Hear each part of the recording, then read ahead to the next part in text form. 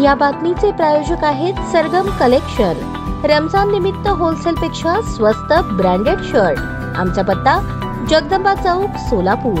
विसर्जित झालेल्या सोलापूर नागरी औद्योगिक सहकारी बँकेसाठी एकरकमी परतफेड योजना लागू करण्याचे आश्वासन राज्याचे सहकार मंत्री बाबासाहेब पाटील यांनी दिले। आमदार देवेंद्र कोठे यांनी सोमवारी मुख्यमंत्री देवेंद्र फडणवीस यांची भेट घेऊन याबाबत केलेल्या मागणीनंतर मुख्यमंत्री देवेंद्र फडणवीस नागरी उद्योग बँकेच्या कर्जदारांना दिलासा देण्यासाठी धावून आले। 5 नोव्हेंबर 2011 साली सोलापूर नागरी औद्योगिक सहकारी बँक विसर्जित झाली होती। या तारखेपूर्वी ज्या कर्जदारांची कर्ज खाती थकीत झाली आहेत अशा कर्जदारांना विशेष एकरकमी कर्जफेड योजना लागू करण्याबाबत वारंवार मागणी करण्यात येत होती। ही बँक विसर्जनात असल्याने आणि बँकेचे बँकिंग लायसन्स रद्द झाल्याने केवळ महाराष्ट्र सहकारी संस्था अधिनियम 1960 व नियम 1961 मधील तरतुदी या संस्थेस लागू होतात। आमदार देवेंद्र कोठे यांनी मुख्यमंत्री देवेंद्र फडणवीस यांच्याकडे एकरकमी परतफेड योजना लागू करावी यासाठी पत्राद्वारे मागणी केली होती। त्यावर मुख्यमंत्री देवेंद्र फडणवीस यांनी तात्काळ कारवाई करत शेरा मारून सकारात्मक कारवाईच्या सूचना दिल्या होत्या। पूर्वी काही बँकांना लागू केलेल्या नियमानुसार ज्या तारखेस कर्ज खाते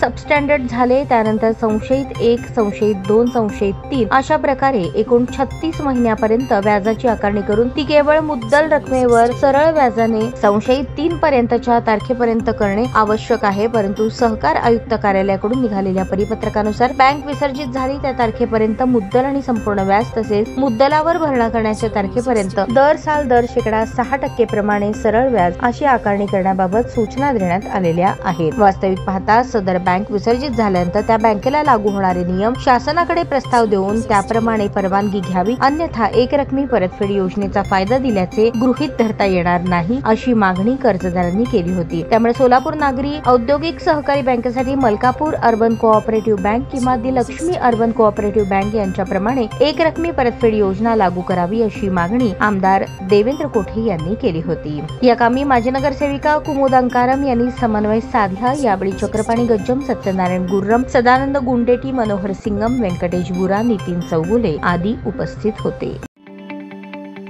ताज्या बातम्या पाहण्यासाठी प्राईम महाराष्ट्र न्यूज चॅनलला सबस्क्राईब करा।